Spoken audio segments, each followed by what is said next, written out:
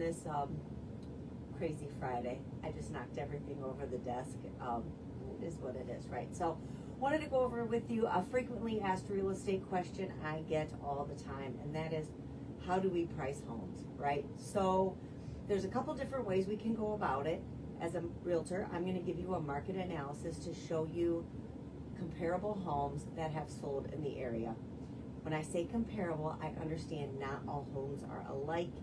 Some are sisters, some are cousins, but in the grand scheme of things, we're going to compare closeness of home within the past year of sales. I like to typically compare ranches to ranches, 2 stories to 2 stories. That's my personal preference. That's how I do it. I see ranches sell for more per square foot, so I try to narrow it down that way. Now, does it need to be done that way? No, everybody kind of does things different. So I do a market analysis that states this is where I think it should sell. Why I say this is where I think it should sell?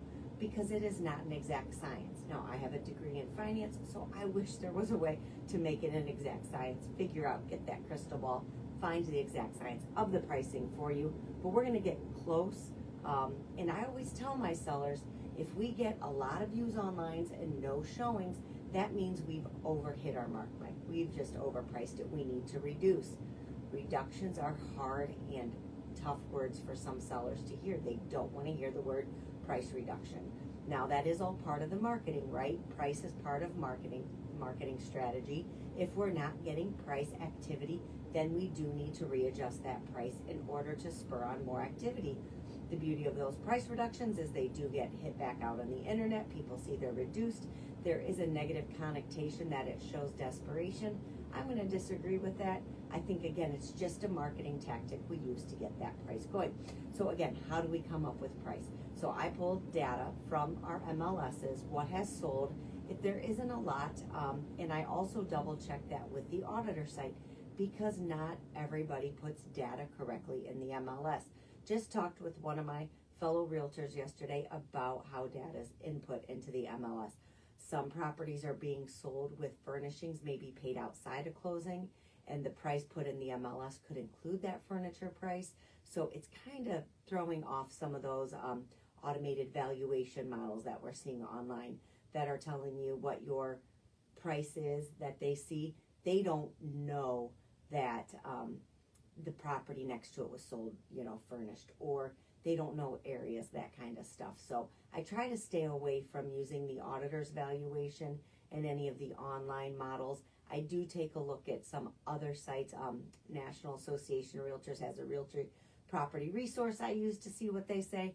But again, I do my own data, find my own comparables as far as homes, and then I do a market analysis. Now, that market analysis will give us a range that I think we can go from 250 up to 300, let's say, and somewhere in that range we should see some activity, right? So if at that point we don't see any, then we need to reduce.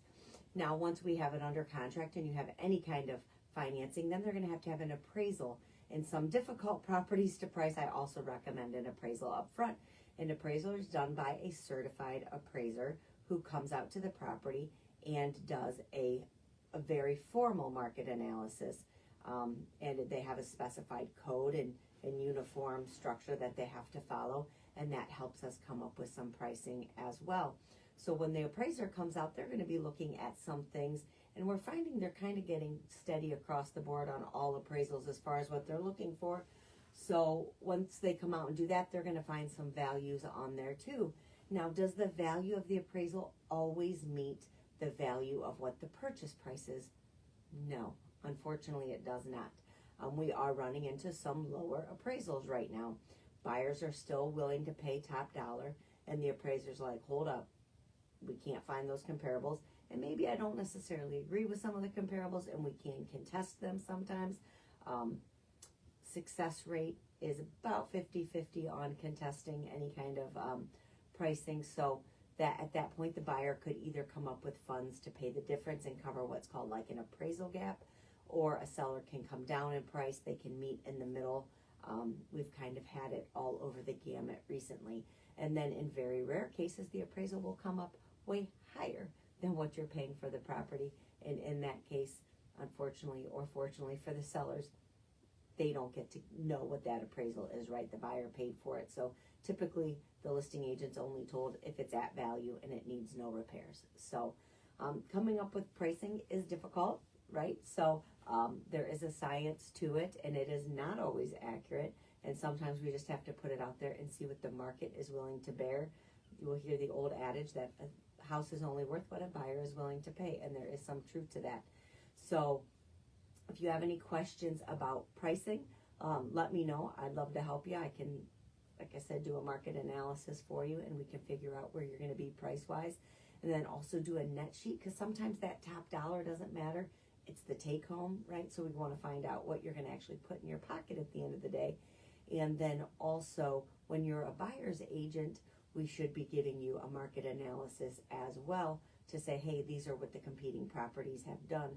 Some of these buyers are pretty darn savvy and have been looking at those Zestimates and automated valuation models for quite a while, because they've been looking and scouring for years to find the right property. So the market's been kind of fun lately. So if you have any questions, again, real estate question, feel free to reach out. Alex Morgan Johnson, Weichert Realtors, Morgan Realty Group. Thanks so much, and have a great weekend, and have a very safe and happy Thanksgiving, and see you guys next Friday. Bye.